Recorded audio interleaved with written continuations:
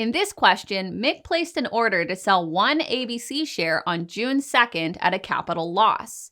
He then repurchased the share within a relatively short period of time, specifically within 30 days. Whenever this is the case, you want to look closely to see if there is a capital loss involved and whether it would be considered a superficial loss. So what is a superficial loss? We'll start with a quick analogy. If you thought someone was superficial, it likely means you don't think they're very genuine.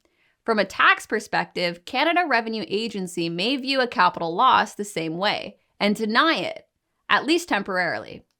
CRA has a rule that states if an investment is sold at a loss and then repurchased at any point within a period that is 30 days before or after the sale, it is a superficial loss and cannot be claimed for tax purposes. Let's look closely at Mick's transactions. On June 2nd, he sold one ABC share for $8, which triggered a $2 capital loss. At this point, the capital loss is valid for tax purposes.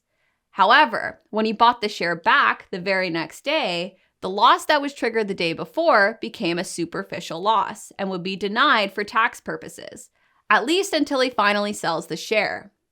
With this in mind, let's circle back to the question. This answer right here looks good. B, his transaction would make the June 2nd sale a superficial loss and as such is not tax deductible. Let's select it, and we are correct. One more thing that I'm hesitant to even bring up because it's a little confusing, but you need to know it. Let's refocus on Mick's 3 transactions.